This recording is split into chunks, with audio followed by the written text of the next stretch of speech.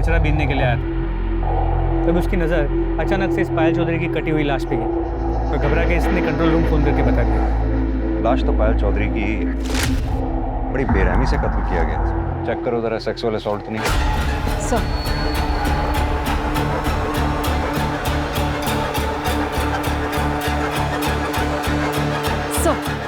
Body के दोनों हिस्सों पर रेप या सेक्सुअल असॉल्ट जैसा कोई निशान नहीं। तो सर के पीछे जो घाव है उससे ये लग रहा है कि पत्थर या किसी भारी चीज से वार किया।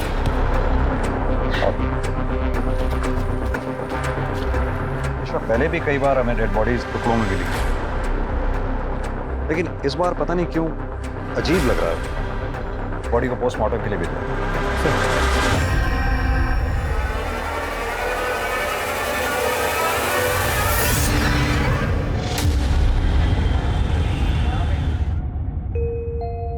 माँ, ये लो मिठाई खाओ। मिठाई? अरे मिठाई किस खुशी में? अरे माँ, अब खाओ तो। बता तो सही। तुम भी खाओ। खाओ ना। अरे अब तो बता। वो क्या है ना, मैं ब्याह कर रही हूँ। किससे?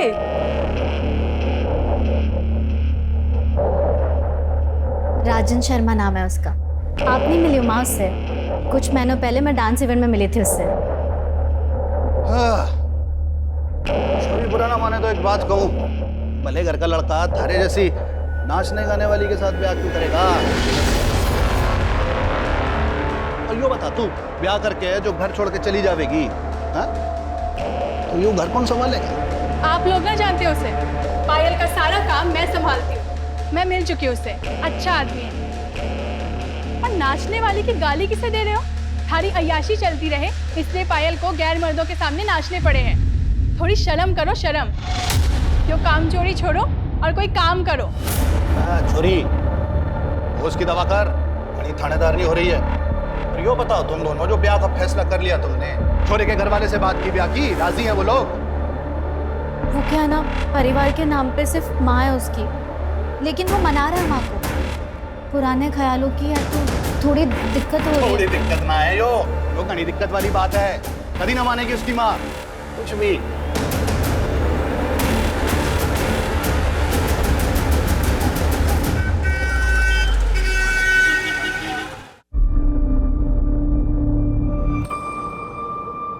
क्या हुआ? माँ, राजन की माँ ने हमारी शादी से मना कर दिया। उन्होंने राजन को बोला कि अगर तुम्हें शादी करनी है तो करो, लेकिन हमारी शादी में उनकी तरफ से कोई नहीं आएगा। अब मुझे नहीं लगता कि वो मुझे कभी भी बहू बनाएगी। माँ, मुझे नहीं समझ में आ रहा, मैं क्या करूँ? तो राजन पे भरोसा करे? हाँ। तो फिर कर ले ब्याह। और रही माँ की बात, तो देर सवेर वो मानी जाएगी। हमारी छोरी से ज्यादा दिन कोई नाराज रह ना सके। मेरी छोरी है इतनी अच्छी। और जो ना माने है ना, तुम मन ने बुला लियो। मारूंगी उस बुड्ढी को 2 मुक्के और वो खुद ही लाइन पे आ जाएगी।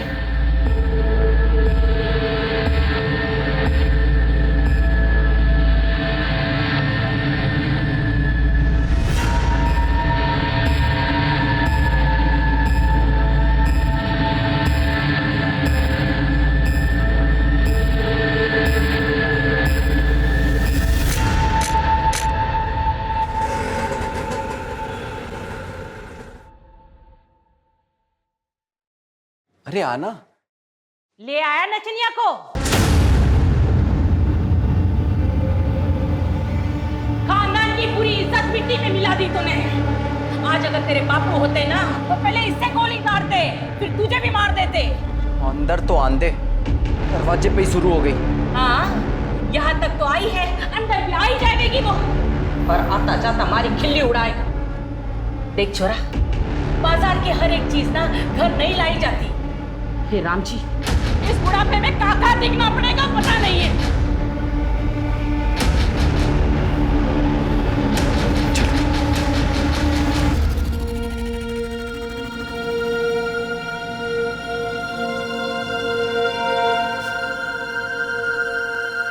क्या होया? मेरी वजह से आपको कितना कुछ सुनना पड़ा। माँ भी हमसे नाराज हो गई ना। तो क्या हुआ? शादी हुई हमारी, अब तो जिंदगी भर साथ में रहना है, एक दूसरे का सुख दुख बांटना है। और माँ की चिंता तू ना कर, उन्हें मैं संभाल लूंगा, धीरे धीरे सब ठीक हो जाएगा। पर अभी ये आंसू आंसू पहुंच और थोड़ा शर्मा वर्मा ले, नई नवेली दुल्हन है, थोड़ा फील तो आना चाहिए ना। हाँ, सुहाग रात है आज हमारी, तो थोड़ा तो मुस्कुरा दो, इधर से इधर से इधर से।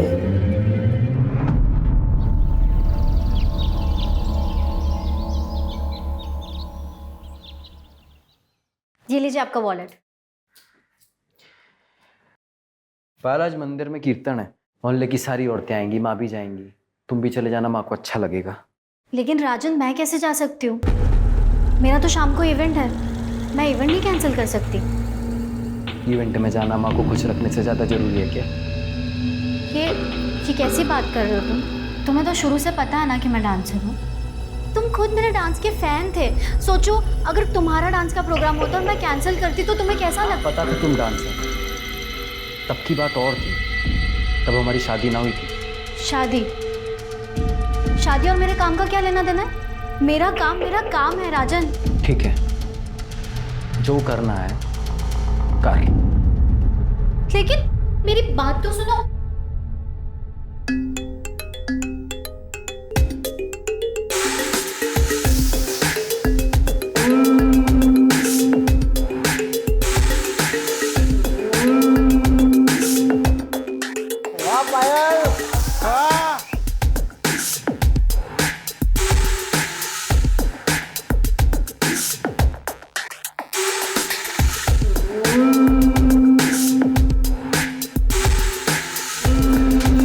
चल निकल यहाँ से। तो ठीक है ना? हाँ दीदी।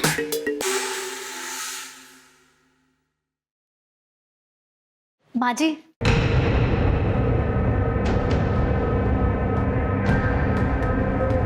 मैं ना आपके लिए मन से तोहफा लाई हूँ, आपको बहुत अच्छा लगेगा। मन्ने नहीं चाहिए, जो लेता होगा ना उसे जाकर दे। आप देखिए, आपको बहुत अच्छा लगेगा, सच में। एक बार देखिए। मैंने कहा ना मुझे नहीं चाहिए, तारी हराम की कमाई मन्ने नहीं चाहिए।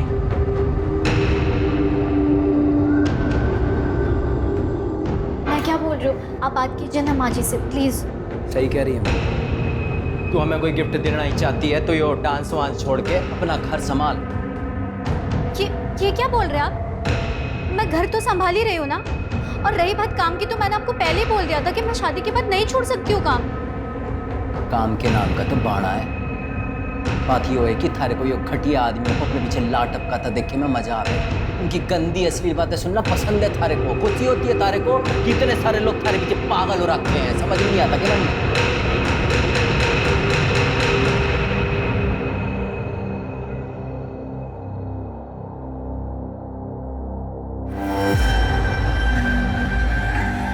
अच्छा हुआ जो ये अपने से गई। अब तू देख, मैं तेरे लिए कैसे खानदानी और सुशील बहू लाती हूँ, पूरी बिरादरी देखती रह जाएगी। राजेश शर्मा से तलाक लेने के बाद पायल वापस अपने घर लौट गई थी, लेकिन सर पायल का बाप बसे सर पायल की शादी से खुश नहीं था। इनफैक्ट वो तो शादी में शरीक तक नहीं हुआ। इसीलिए पायल जब वापस उसके घर चली गई तो उसका बाप उसे दिन रात सुनाता रहता था, काफी परेशान किया था। इसीलिए पायल ने अपना एक अलग घर ले लिया तो अपनी छोटी बहन अलका, जो उसकी मैनेजर भी है, उसके साथ वहाँ शिफ्ट हो गई। सर कुछ दिनों बाद सुधा अनीश को लेकर पायल के साथ उनके घर शिफ्ट हो गई। सर सुधा पायल और अलका की सौतेली माँ है। सगी माँ का देहांत काफी साल पहले हो चुका था और लोगों का ये कहना है कि बेसेसर उस पर बहुत ही अत्याचार करता था, इसीलिए उसका देहांत हुआ।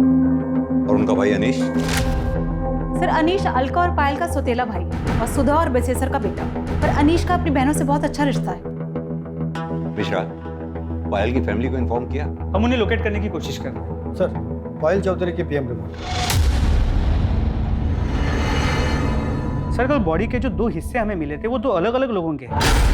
ऊपरी हिस्सा तो पायल चौधरी का ही है, लेकिन निचला हिस्सा किसी और का है। इसका मतलब बॉडी को देखकर जो अजीब हमें लग रहा था वो यही बात है। एक नहीं 2-2 मर्डर हुए। अब पता ये करना है कि दूसरी लड़की कौन है जिसका मर्डर हुआ। सर पोस्टमार्टम रिपोर्ट के मुताबिक ये दोनों मर्डर्स कल शाम 6 और 8 के बीच हुई और सर पायल की मौत सर के पीछे किसी पत्थर के वार की वजह से हुई। सर के पीछे एक घाव मिला है जिसमें सूखा हुआ खून है और सर पत्थर के कुछ पार्टिकल्स भी मिले। मिश्रा, हमें जल्द से जल्द ये डबल मर्डर केस सॉल्व करना होगा। पता लगाना होगा ये दूसरी लड़की कौन है जिसका मर्डर हुआ। इन बॉडी के हिस्सों को DNA टेस्ट के लिए भेजो। सर एक सेकंड। हेलो, कहाँ पर? ठीक है सर, शिवपुरी में कुएं के पास एक कटा हुआ हाथ और पैर मिला।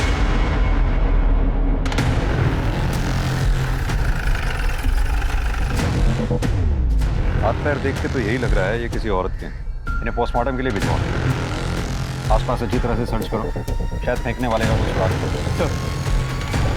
जमीन, तुम इस पार्ट को चेक करो। ठीक है, मुझे एड्रेस मैसेज कर दो। सर पायल चौधरी का एड्रेस मिल गया।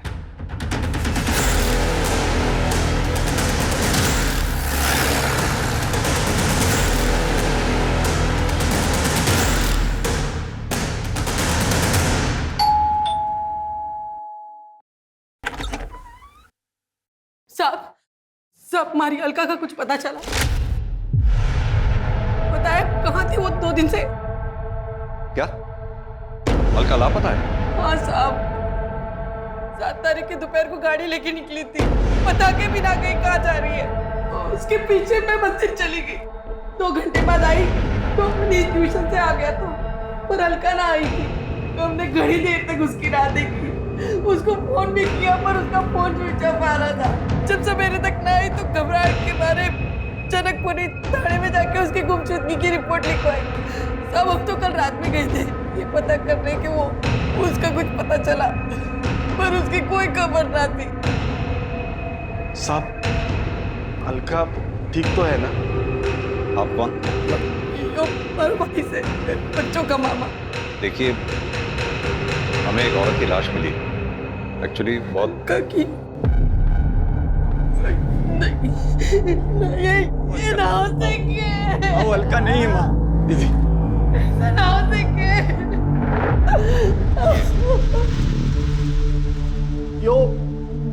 ये तो पायल है।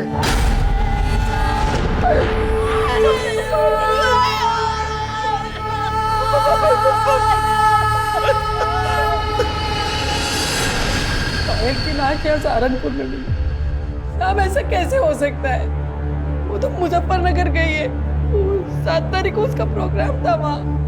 आज तो वो वापस आने वाली थी, हम उसकी राह देख रहे थे, पर वो हमेशा के लिए हमें छोड़कर चली गई।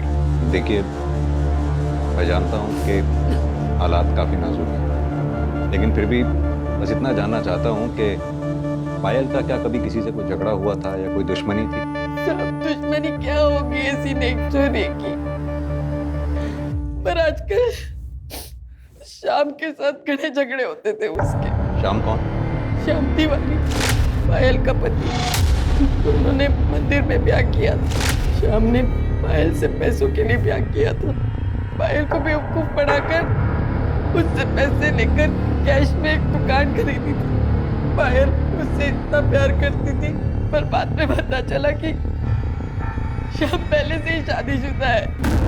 रुड़की में उसके बीवी बच्चे रहते हैं।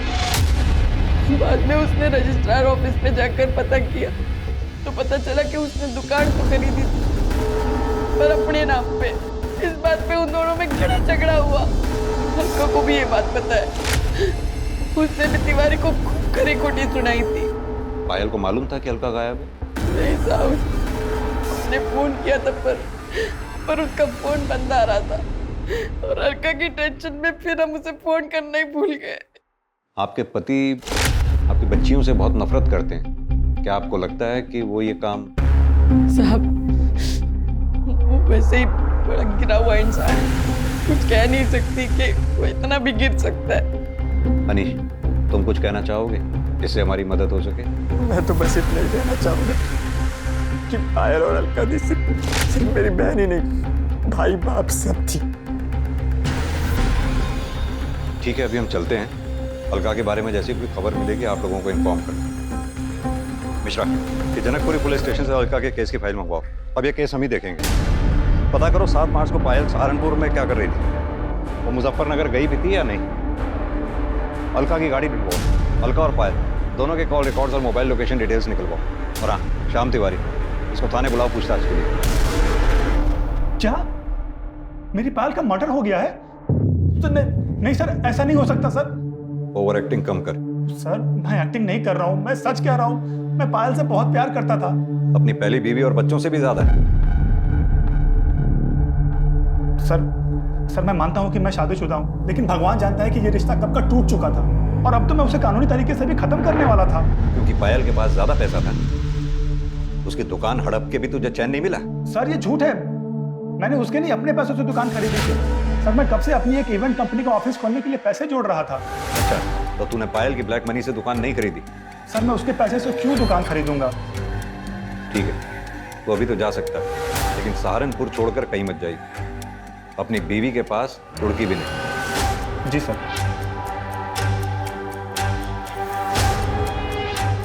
मिश्रा, पता करो ये श्याम तिवारी ने जो कहानी सुनाई है इसमें कितनी सच्चाई है। इसके call record, mobile location details सब निकलवाओ।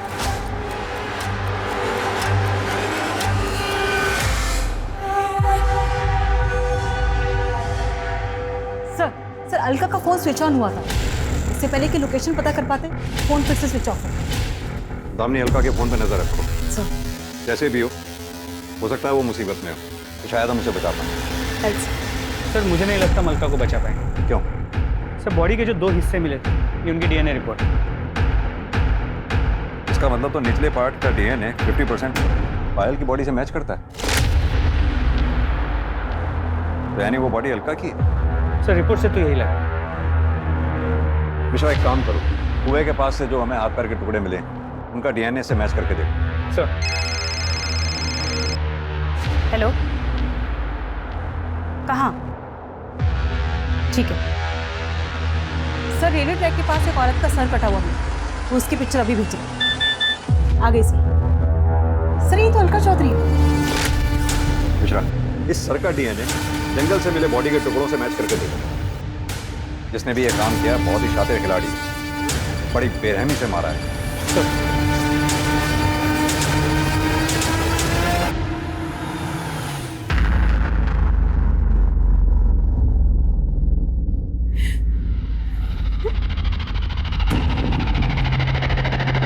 आंटी जी,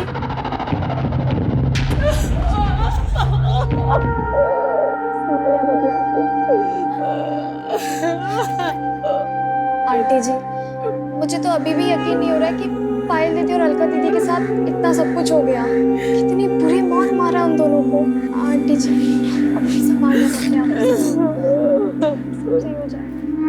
दीदी, कसम खाता हूँ तुम दोनों की कि ये जिसने भी तुम्हारे साथ किया है ना, छोड़ो करिए उसे। अनीश, जो होना था वो हो गया। हट, अकेला छोड़ता मुझे। जिनकी माँ बड़ी फिरे थी तू, वो दोनों निकल ली। अब क्या इरादा है? क्या करेगी? क्या करेगी आप? क्या छोड़ बनना है?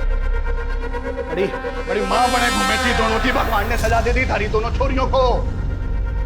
बाप ने अकेला छोड़ के आई थी मरने के लिए। और एक बात बोलूं, और तू कम ही नहीं थोड़ी है ना है। सचा जी, कम से कम माहौल का तो ध्यान रखिए। क्या माहौल का ध्यान रखूं मैं? रे बेटा, जैसी करनी वैसी भरनी, यो संस्कार है बेटे के। यो सिखाया है, यो सभ्यता दी है। सारी सभ्यता तू बाप ना है, बाप के नाम पे शराब है, शराब। अरे थारे बचपन में पूरा परिवार बर्बाद हो गया। तू ध्यान रख, कीड़े पड़ेंगे, कीड़े सड़ के मरेगी। पानी देने वाला नसीब नहीं होगा। निकलो तुम लोग। सर पायल के मर्डर केस में कुछ अपडेट्स मिली है। तो 7 मार्च को मुजफ्फरनगर शहर में माहौल खराब होने के कारण धारा 144 लगाई गई, इसलिए पायल का इवेंट कैंसिल हो, और इवेंट ऑर्गेनाइजर्स ने पायल को एक प्राइवेट कैब से अपने घर सहारनपुर भेज दिया। उस कैब ड्राइवर से बात हुई? जी सर, उससे बात हुई। उसने कहा कि वो पायल को घर तक ड्रॉप तो करने वाला था, मगर सहारनपुर एंटर करने से पहले ही उसकी कैब खराब हो गई। क्या हुआ भैया? मैडम, शायद गाड़ी खराब हो गई। एक काम कीजिए, आप मुझे यहीं छोड़ दीजिए, मैं बस या ऑटो से चले जाऊंगी। ये लीजिए। वो लोग ना पहचाने इसलिए उसने अपने चेहरे को दुपट्टे से ढका, आंखों पे चश्मा लगा के वो वहाँ से चली गई। और हाँ सर, कैब ड्राइवर ने ये भी कहा कि उसका फ़ोन स्विच ऑफ था क्योंकि वो चार्ज करना भूल गई थी। कैब ड्राइवर को ये कैसे मालूम कि पायल के फ़ोन की बैटरी डाउन थी? क्योंकि सर पायल ने ड्राइवर को पूछा था कि उसके पास फ़ोन का चार्जर है। उस जगह के आसपास कोई सीसीटीवी है क्या? तो जहाँ गाड़ी खराब हुई वहाँ कोई सीसीटीवी कैमरा नहीं है, और वहाँ से कुछ ही दूरी पे एक छोटे से गांव का बस स्टॉप, वहाँ भी कोई सीसीटीवी कैमरा नहीं, ना ही कोई दुकान। उसने वहाँ से बस लिया नहीं, ये पता नहीं चल पाया। सर कल से ये फोटो बहुत वायरल हो रही है। किसकी फ़ोटो है? सर फिलहाल तो पता नहीं, पर जल्दी पता चल जाएगा। सर पायल और अलका का फ़ोन डिटेल्स भी आ गई। मोबाइल लोकेशन के अकॉर्डिंगली 7 मार्च शाम को 6 बजे अलका का जो लोकेशन है उससे घर से कुछ किलोमीटर दूर का दिखा रहा है, जहाँ पे दोनों की डेड बॉडीज मिली। सर अलका के फ़ोन की लास्ट लोकेशन क्राइम स्पॉट के पास दिखा रहा है, जबकि पायल का फ़ोन शाम को 4 बजे सहारनपुर के बॉर्डर के पास स्विच ऑफ है। इसका मतलब कैब ड्राइवर सच कह रहा था, अलका का फ़ोन स्विच ऑन हुआ? नहीं सर। यानी कि अब तक हमें ये पता है कि पायल 7 मार्च को सहारनपुर बॉर्डर के पास तक पहुंची। उसके बाद वो आगे कहाँ गई, उसके साथ क्या हुआ, ये हमें पता करना है। साथ में ये भी पता करना है कि जो फोटो में आदमी दिख रहा है ये कौन? हो सकता है पायल की माँ सुधा इस आदमी को जानती है। Right sir.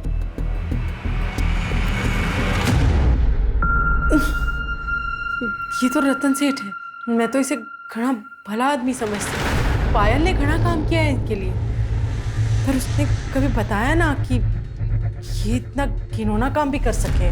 कहाँ मिलेगा ये रतन सेठ? मिलना तो अपने गुलमोहर सर्कल वाले ऑफिस में चाहिए, बैठते वहीं हैं।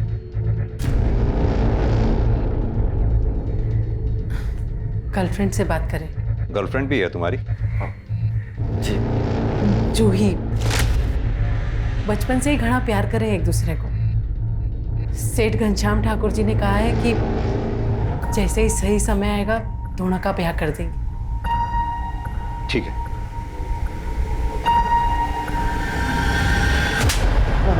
साहब मैं सच बोल रहा हूँ साहब। अरे जबरदस्ती तो क्या, मैंने पायल को हाथ तक नहीं लगाया साहब। अच्छा, ये फोटो क्या शौक के लिए खिंचवाए थे? साहब ये फोटो की तो मैं क्या बात करूं, इसने तो मेरी जिंदगी बर्बाद कर दी है। मतलब? मैंने पायल के साथ में बहुत काम किया है, उसके साथ सोने के सपने देखता था, लेकिन सब होश में कभी मुझे उसके पास जाने की हिम्मत ही नहीं। वो किसी को अपने पास भटकने ही नहीं देती। एक दिन जैसे ही काम खत्म हुआ तो पेमेंट लेने मेरे कमरे में आई। आओ पायल आओ, बैठो। अरे भाई आज तो तूने कमाल ही कर दिया, लोग तुम्हारे दीवाने हो गए। मुझसे तेरा नंबर मांग रहे और मुंह मांगी कीमत देने के लिए भी तैयार है लोग। नहीं सेठ जी, मुझे एक्स्ट्रा पैसे नहीं चाहिए, बस मुझे मेरे काम के पैसे दे दीजिए। बस अभी लेके आया, तब तक तू बैठ, मैं तेरे लिए जूस लेकर आया। बैठ।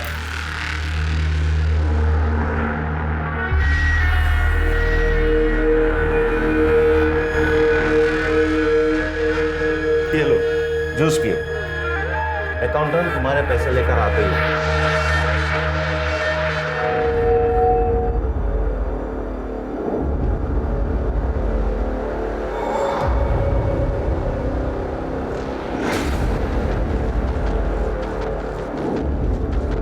पायल पायल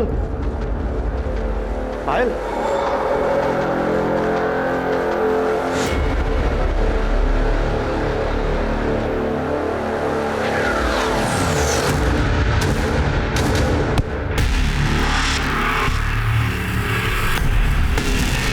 जब मुझे होश आया तो मैं बिना कपड़ों के अपने बेड पे पड़ा। पायल आसपास कहीं नजर नहीं आ रही, तो मैं डर गया कि कहीं वो किसी को बता तो नहीं देगी, पुलिस में तो नहीं चली जाएगी। साहब फिर मैंने अपना फोन देखा तो देखा कि उसमें ये फोटो भी थी और एक मैसेज भी था कि 2 लाख रुपया दे दो वरना ये फोटो पुलिस के पास चली जाएगी। किसने भेजा था वो मैसेज और फोटो? साहब अलका ने, उसी ने मेरे सर पे मारा था जिसके वजह से मैं बेहोश हो गया। अब तक 15 लाख रुपया ले चुकी है सर इस फोटो के ऊपर।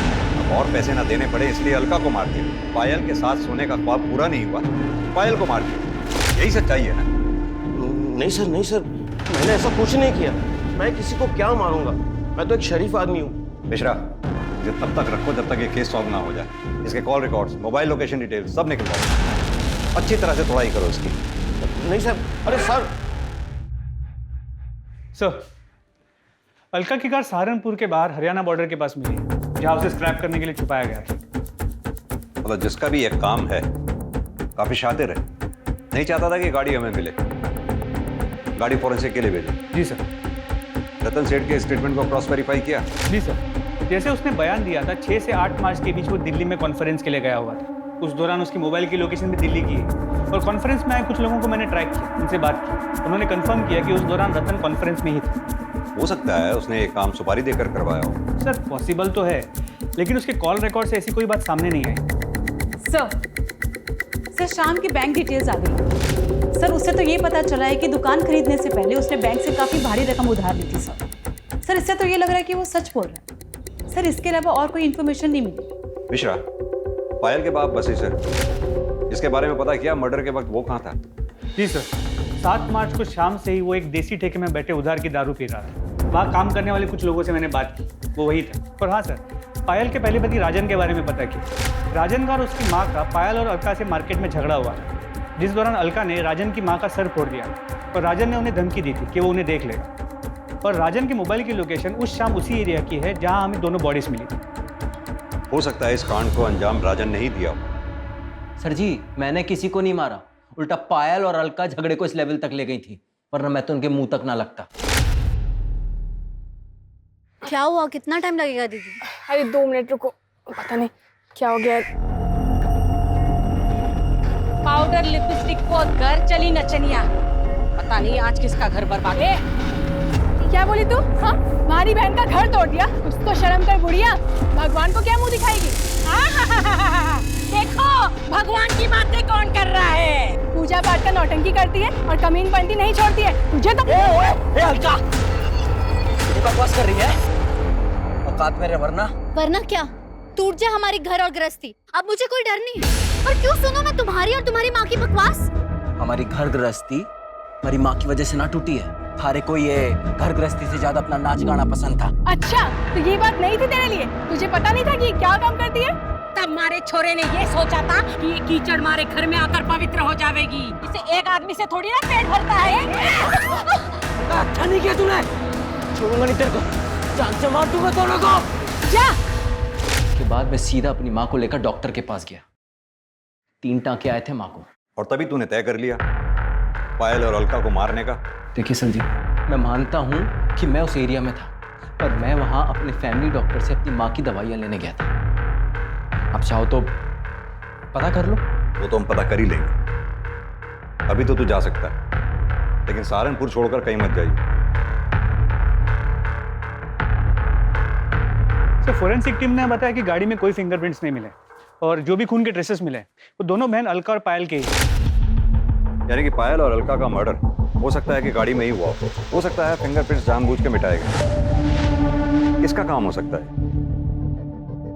सर, ये शाम के phone record. Sir call records के मुताबिक मर्डर के 2 दिन पहले इस शाम ने एक सुपारी के साथ गफूर को कांटेक्ट किया।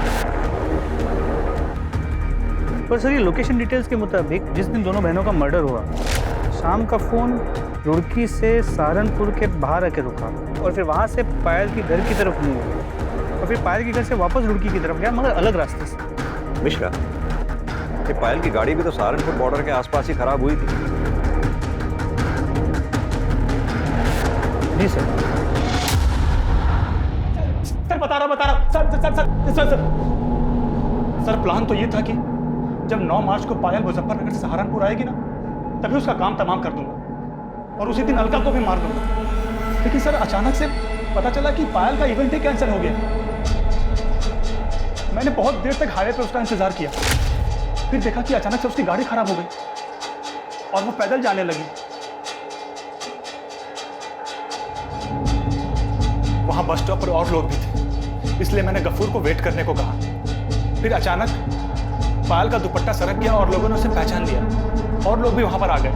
सबने उसे घेर लिया। क्या करें अब? फिर एक लड़का मोटरसाइकिल पर आया और पायल उसके साथ चली गई।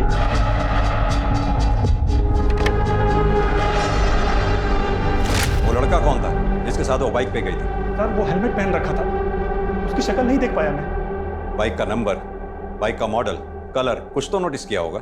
सर मैं तो उसको मारने के चक्कर में गया था, इतना ध्यान ही नहीं गया मेरा। कहानी सुना रहा है तू? सर मैं सच कह रहा हूँ, मैं उसके पीछे तक भी गया था, काफी देर तक उसका पीछा किया।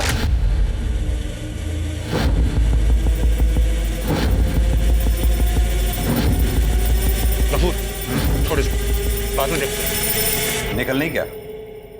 तूने उनका पीछा किया, सुनसान जगह देखकर दोनों को गाड़ी से उतारा, उनको मारा और फिर लाश को ठिकाने लगा दिया। नहीं नहीं सर, ये झूठ है। ये झूठ है?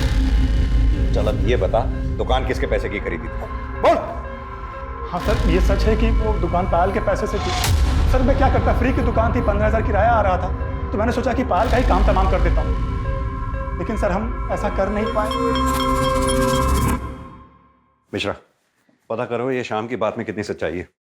और हाँ, जब तक हम कातिल तक नहीं पहुंच जाते, इसे यहीं बिठा के रखो और इसके साथ ही गफूर को उठा ला। सर अगर ये शाम निर्दोष है तो फिर ये डबल मर्डर्स किसने किया? मिश्रा, सवाल ये उठता है कि टारगेट पे पायल थी या अलका, या फिर दोनों बहनें, क्योंकि अलका का दिमाग गर्म था, उसके कई दुश्मन हो सकते हैं। और अगर ये शाम सच कह रहा है कि पायल घर पहुंची और अलका से मिली, तो ये कैसे मुमकिन हो सकता है कि घर वालों को पता ही ना चला? कहीं ऐसा तो नहीं पायल अलका से घर के बाहर मिली, बाहर से ही दोनों कहीं चले गए और फिर मार दिए गए, या फिर इस कांड में घर का ही कोई आदमी शामिल है?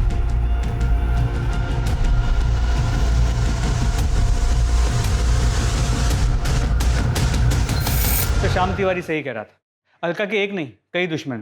पायल जहां भी परफॉर्म करती थी लोग उसे छेड़ते थे और अलका उनका मुंह तोड़ जवाब देती। वो ये नहीं देखती थी कि वो कौन है, कोई नेता है, नेता का भाई है या पैसे वाला आदमी, वो किसी से भी नहीं डरती थी। यानी कि एक कामचोर बाप ने अपनी अय्याशी के लिए अपनी दोनों बच्चियों का जीवन ही बर्बाद कर दिया। पता करो ये पायल के चाहने वालों की लिस्ट में क्या कोई ऐसा है जो इतने सालों तक अपनी खुंदक पाल के बैठा हो? सर। दामिनी, सर। राजन की स्टेटमेंट को क्रॉस वेरीफाई किया? यस सर वो सच बोल। सर उस दिन वो डॉक्टर के यहाँ दवाई लेने के लिए गया था। क्लिनिक की सीसीटीवी फुटेज में ये दिख रहा है कि शाम को 6 बजे से लेकर 7 बजे तक वो क्लिनिक में ही था और उसके बाद उसके मोबाइल लोकेशन घर की तरफ मूव कर। सर एक सेकंड। हेलो, कहाँ पर? ठीक है सर। खंडर के पास एक औरत का कटा हुआ हाथ और पैर में, जो काफी बुरी हालत है।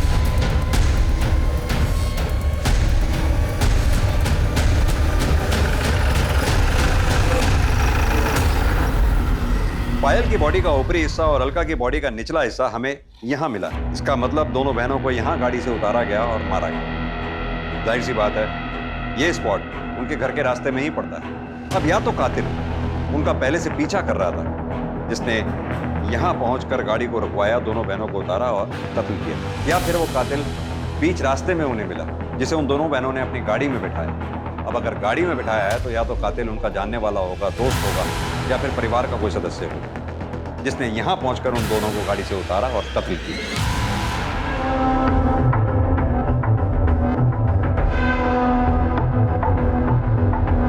सर अनीश अभी घर से बाहर निकला है, मैं पीछा कर रहा हूँ सर।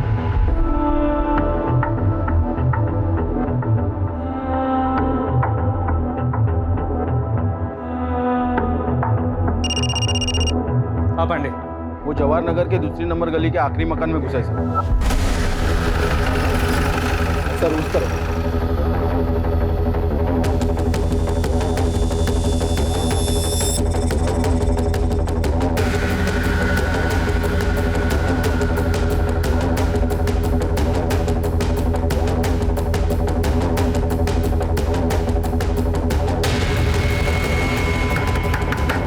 अनीश हमें पता है तुम अंदर हो, चुपचाप बाहर आ जाओ।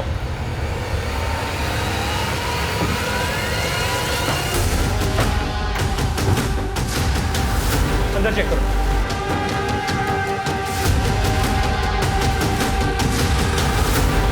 सर अंदर कोई नहीं है।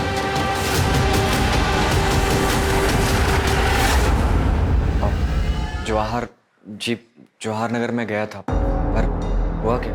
क्यों गए? पढ़ाई करने गया था मैं, वो मेरा वहाँ दोस्त रहता है ना, तो आता जाता। तो एक बात बता, जब तू वहां से निकला हमें दिखाई क्यों नहीं दिया? मतलब तूने मुझे बताया क्यों नहीं तू वहाँ गया था? नहीं माँ, मैं तो आपको बताने ही वाला था, पर आप सोई हुई थी तो इसलिए मैं। दोस्त का नाम क्या? अभी चौरसिया। अचानक पूरा केस घूम गया। इन्वेस्टिगेशन के प्राइम सस्पेक्ट अनीश और उसका दोस्त रवि चौरसिया बन चुके थे। अनीश के कॉल डिटेल्स और मोबाइल लोकेशन से यह साफ हो गया कि अनीश अक्सर अपने दोस्त रवि चौरसिया के घर जाता था और दोनों रोज बात करते थे। लेकिन रवि की मोबाइल लोकेशन ने उसे बड़ा सस्पेक्ट बना दिया था। रवि के इर्द गिर्द सब कुछ संदिग्ध, जैसे कि उस शाम जब अनीश रवि के घर पहुंचा था तब रवि की मोबाइल लोकेशन के मुताबिक वो घर पर ही था। उसके बाद से रवि का मोबाइल फोन स्विच ऑफ आ रहा था और वो गायब था। इतना ही नहीं, उसका मोबाइल फोन उस बस स्टैंड पर भी मौजूद था जहां से पायल ने लिफ्ट ली थी। और बस स्टैंड पर लोगों के पहचाने जाने के बाद यह तय हो गया कि रवि ही वो लड़का था जिसने 7 मार्च की शाम को पायल को अपनी मोटरसाइकिल पर लिफ्ट दी थी और उसे घर छोड़ा था। वो रवि ही था जिसने 7 मार्च की शाम को अलका और पायल को जिंदा देखा था। इन सभी जानकारियों के बाद पुलिस को लगने लगा था कि पायल और अलका के कत्ल में अनीश और रवि का हाथ हो सकता है। इस केस को हल करने के लिए रवि अब एक अहम कड़ी था। पुलिस रवि के फोन पर नजरें गड़ाए हुए थी और जैसे ही फोन ऑन हुआ पुलिस ने बिना देरी किए रवि को उठा लिया। मैं और रवि, हम दोनों एक दूसरे से बहुत प्यार करते हैं। जूही से हमारा कोई वास्ता नहीं सर। सर मैं अनीश को पहली बार पायल दीदी और राजू की शादी में मिला था सर, और अनीश को देखते ही मुझे इससे प्यार हो गया था सर। सर मुझे लड़के पसंद है, ये मुझे तब पता चला जब मैं रवि से मिला। पर मुझे ये भी पता था सर कि कुछ भी हो जाए मेरी माँ जूही से शादी करा के रहेगी। रवि से झगड़ा होता था, माँ को लगता था कि मुझे जूही से झगड़ा हो, और माँ उसे मनाने को बोलती थी। और सर मुझे समझ में नहीं आता था कि मैं माँ को अपने रिश्ते के बारे में कैसे बताऊँ। 7 मार्च को क्या हुआ था? पायल तुम्हें कहाँ मिली? सर मैं अपने एक रिश्तेदार को बस स्टॉप पर छोड़ने गया था, तो मैंने रास्ते में देखा कि कुछ लोगों ने पायल दीदी को घेरा हुआ है सर। तो मैंने दीदी को बोला कि आओ मैं आपको घर छोड़ देता हूँ, और मैंने अपनी बाइक पे उन्हें घर छोड़ दिया था सर। सर मेरे पास ना पायल दीदी का बैग रह गया था बाइक, मैंने सोचा मैं वापस कर देता। जैसे ही मैं उनके घर के पास पहुँचा तो मैंने देखा वो कार में कहीं बैठकर जा रही थी, और फिर मैंने उनका पीछा किया।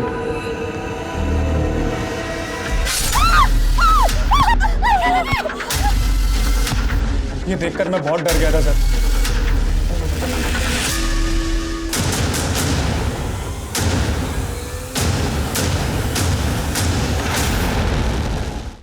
क्यों मारा उन दोनों को? मैंने सोच लिया था कि मैं उस लड़का को जिंदा ना छोड़ूं। फिर पायल 2 दिन के लिए बाहर गई थी, यही मौका था। हमने सोचा कि बहाने से उसे मंदिर ले जाते हैं और वहीं मार देते हैं, पर फिर पायल वापस आ गई। अरे पायल, शुक्र है भगवान का तू आ गई। नहीं तो जान ही सूख गई थी जब ऑर्गेनाइजर ने बताया था कि तू काफी देर पहले निकल गई।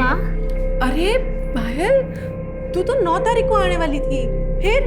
अरे माँ मैं बताना भूल गई, वो इसका प्रोग्राम कैंसिल हो गया। चल अब आई गई है तो हमारे साथ मंदिर चल, घर में अकेले क्या करेगी? अच्छा ठीक है, मैं बैग रख के आती हूँ। हाँ? तो मैंने और भाई ने तय किया कि हम उन दोनों को मार देते। पता नहीं फिर ऐसा मौका मिले ना मिले। जब गाड़ी सुनसान जगह पर पहुंची तो मैंने बहाना बनाया, मैं बस 2 मिनट। हाँ माँ।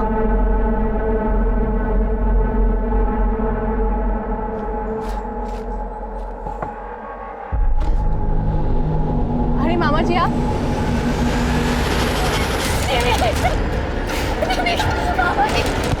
इसका तो काम हो गया। अब उस रवि को ठिकाने लगाना पड़ेगा। जी पहले इनकी बॉडी को ठिकाने लगाते हैं। मैंने अलका की बात सुन ली थी, वो अनीश और रवि को भगाने की तैयारी कर रही थी जहाँ वो अपनी मर्जी से रह सके। जूही और अनीश के ब्याह के कितने सारे सपने देखे थे मैंने। वो अलका और एक छोरी की बुद्धि भ्रष्ट करने पर तुली हुई थी।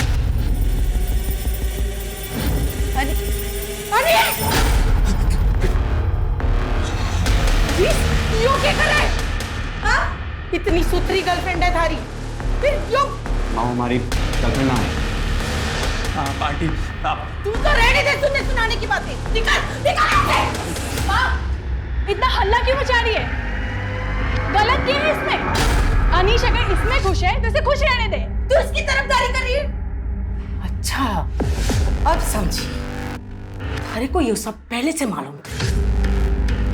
यो थारा दोस्त अरे तूने इतना भी ना सोचा कि अपने दोस्त के खातिर अपने भाई की जिंदगी खराब कर रही है? माँ, इतना नाटक करने की ना जरूरत ना है, सब समझ रही हूँ मैं। अनीश की बात माननी पड़ी और जूही और अनीश की अगर शादी नहीं हुई तो थारा लखपति बनने का सपना टूट जाएगा।